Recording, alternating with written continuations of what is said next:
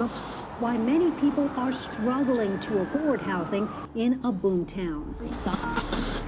Low-income minorities pushed out of their homes because of gentrification. Yeah, it's an ongoing problem across. A new report from the Austin Board of Realtors shows which parts of Austin are seeing the worst shortages in housing supply. We know that there are residents who are feeling the burden of displacement pressures. Our goal is to help them remain in their homes and communities. I'm pleased to be here today to announce a new pilot program. The Displacement Prevention Navigator Pilot Program works to help renters and homeowners stay in their homes by connecting residents with housing resources. I'll come back for the box. It's not always easy for households to know all about the tons of city programs that we have available.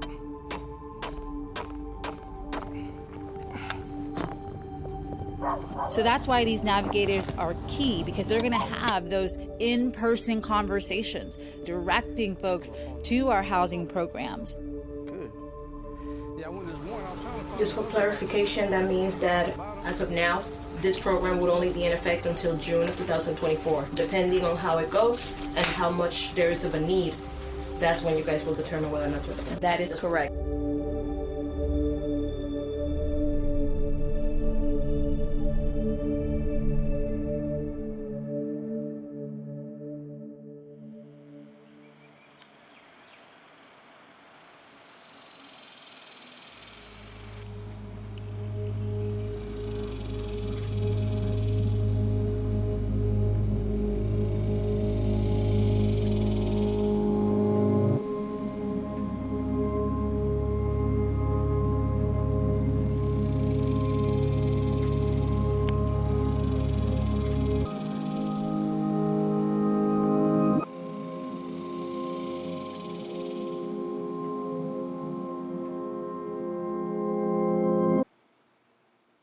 So, first question, what is Dove Springs and where is it? Yeah, that's a great question, and it's not as simple as it sounds.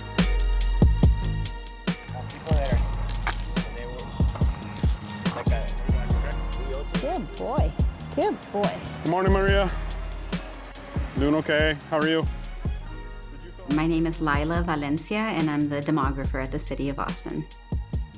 Oftentimes, people will define Dove Springs, the neighborhood, sort of as the zip code 78744, around Ben White at the north, over to about Frederick Lane, Pleasant Valley, down to William Cannon, and then over to I-35 in the west.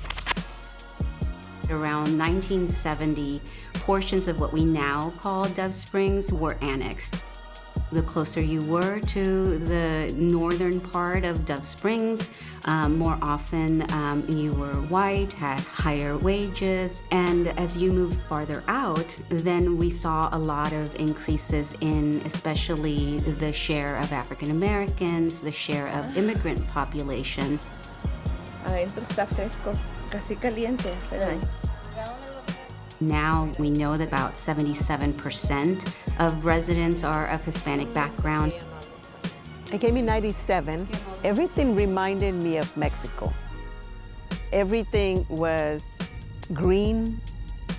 I remember on Sunday mornings, I would walk the street, the neighborhood, early in the morning,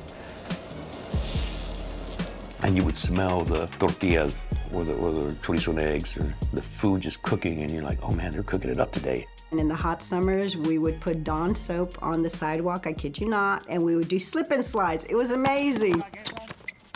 If you go outside, you see all of us out there playing sports, for sure.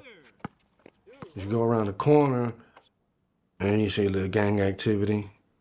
I think we're the first neighborhood in Austin to have a curfew. I feel like there was areas or parts of town that they'd be like, oh, don't go there, that's dangerous. And believe it or not, Dove Springs was like one of them for a while. Like, when people are like, oh, you were up there, it's like, oh.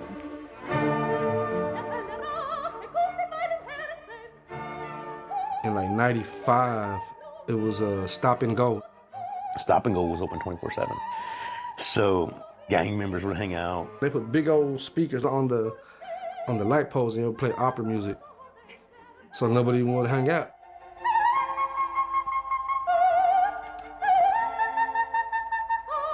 And they would do it, they'll turn it up, be like, man, everybody would burn off, like, man, we won't be here.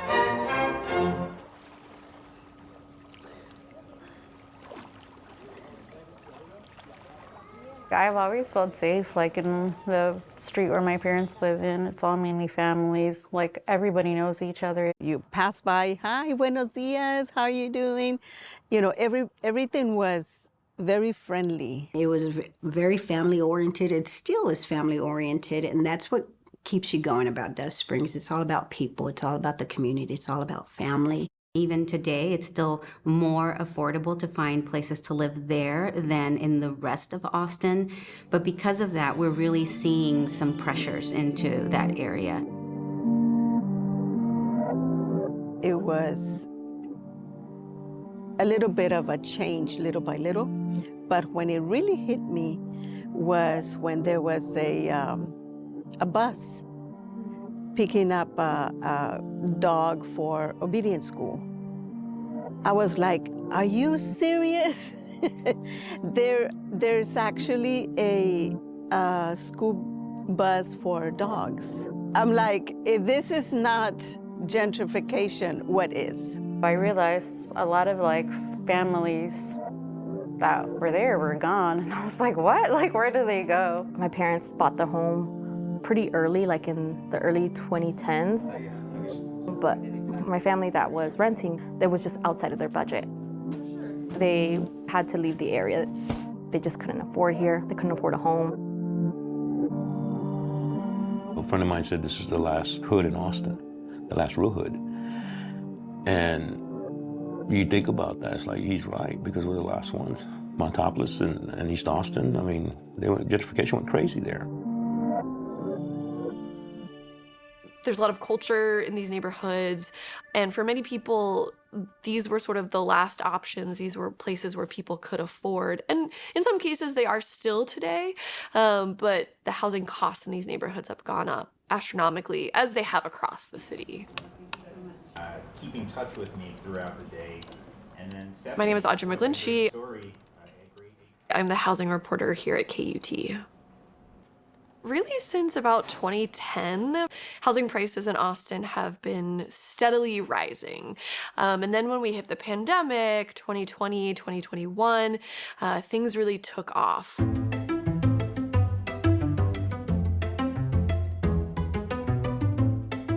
We saw prices for homes for sale and also apartments for rent rise by about 25–30% in 1 year, which is pretty incredible. Before that, it was about 5 to 10% every year. Places don't grow the way that Austin has, I will say. About every 2 decades, Austin almost doubles its population, which you really don't find in other cities. So if a ton of people move to a city, then you need housing for those people. We have not built quite enough housing to keep up with that. It takes more time to build housing, right? I could easily move to a new city, tomorrow if I want to, but I can't build an apartment building in 1 day. And so what you see and what we have seen are price increases. Hey Robbie, this is Audrey with KUT. I was just calling to see if I could get an updated list of... So I just recently did a story about people who spend more than 30% of their income on rent. That's really how many housing experts, it's how the federal government defines what they call cost burden, which basically means you're living in housing you cannot afford.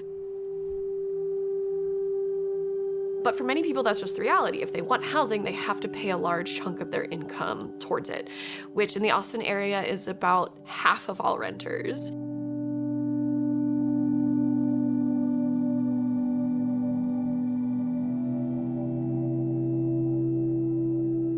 We see this play play out in really every city. When one part of town gets more expensive, people generally move to lower income neighborhoods. And that increases the population demand in those neighborhoods. That increases the need for more housing. In the case where more housing is not built, that we can sometimes see the effect of that, of pushing out the people already living there.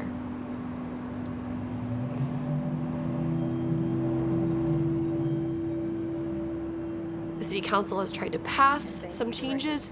Today is an exciting day.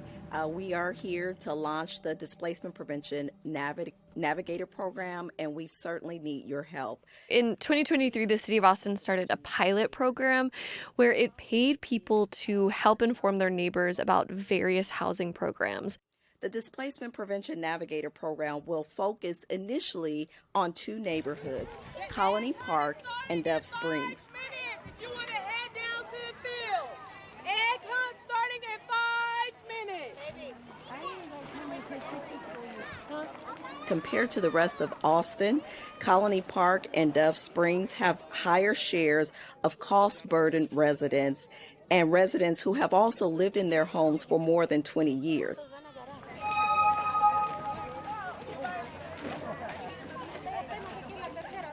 Oh, we get years. I'm constantly talking to my family about Austin being gentrified and the housing issues, not only in Austin, but in the nation. My sister saw a posting about this job and she sent it to me. She was like, "You're always talking about this, so I thought you would enjoy this." I was born and raised in Dove Springs. I've seen how much displacement has happened. So I heard about the program. I was like, okay, this is maybe something that I can do on my spare time to kind of just help my community stay in their homes. I heard about the program through a job posting.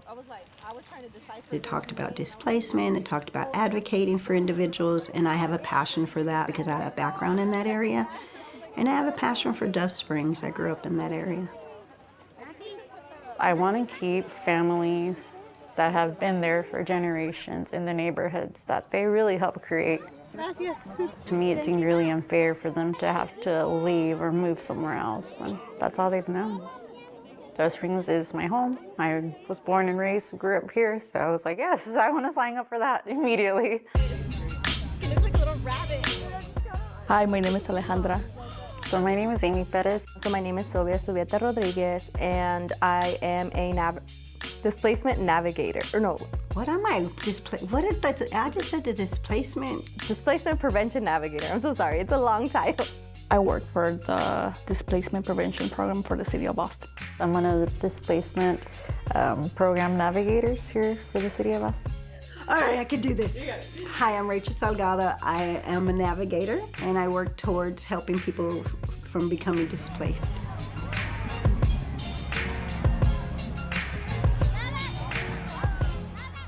We refer people to resources within the community, and then that has our locations and hours if you know anyone that needs help.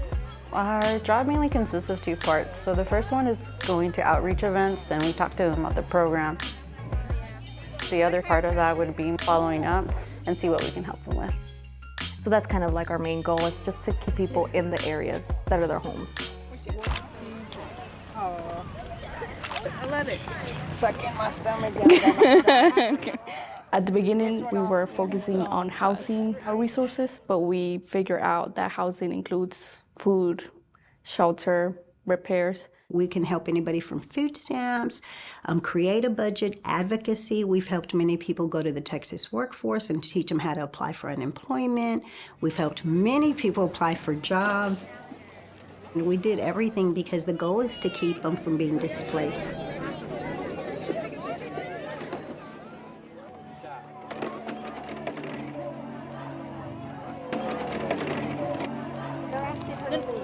No, I'm talking about the new, because they had to go to a new apartment or a new duplex that only had 2 rooms for 6 people.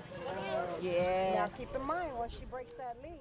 The primary need is rental assistance. Rental assistance? We constantly get people that need help with rent. And that's been a little bit harder to come by. Rental assistance gets taken up pretty quickly because of the just vast amount of need.